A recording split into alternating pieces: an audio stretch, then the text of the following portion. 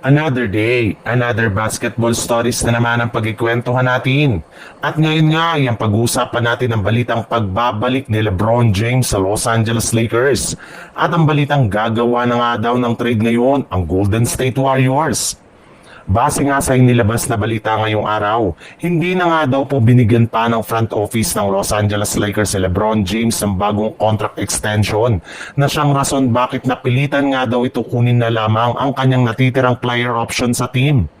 Kaya dahil nga sa naging desisyon na ito ng Lakers ay mukhang sigurado na nga na aalis si LeBron sa kupunan at magre-request ito ng trade either sa darating na Pebrero o di kaya ililipat na siya ng ibang kupunan. At gagawin man nga daw ito ni LeBron James ay malaki nga daw ang posibilidad na bumalik na lang ito sa kanyang dating kupunan na Cleveland Cavaliers.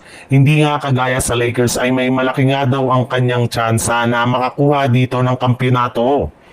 May ilang mga analista rin naman nga ang nagsabi na maging ang Cavaliers nga ay gusto nang maibalik sa team ang kanilang dating superstar gayong PA.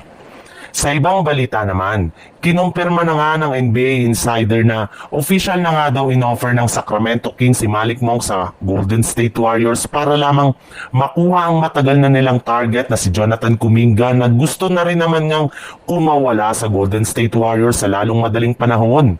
Sa ngayon nga, ay nagsisimula na naman nga silang dalawa na makipag-negotiate sa isa't isa. Medyo nagdadalawang isip lamang nga ang Warriors sa gagawin nito na ganitong trade. May ilang mga miyembro nga ng kanilang organisasyon na naniniwala na malulugi sila dito. Kapag kinuha nga nila si Malik Monk ay mas lalo ngang liliit ang kanilang lineup sa pagdating ng kanilang guard na siyang posibleng makakaapekto sa kanilang depensa. Magugulo rin naman nga ito ang kanilang rotation since halos pare-pareho na nga ng posisyon ang hawak ngayon ng kanilang mga manlalaro.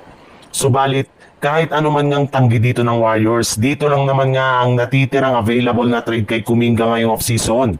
At kung hindi nga nila ito kukunin, ay posible nga na magkaroon sila ng napakalaking drama kay Jonathan Kuminga sa pagpasok ng bagong season na maaaring magkaroon ng negatibong epekto sa kanilang kampanya.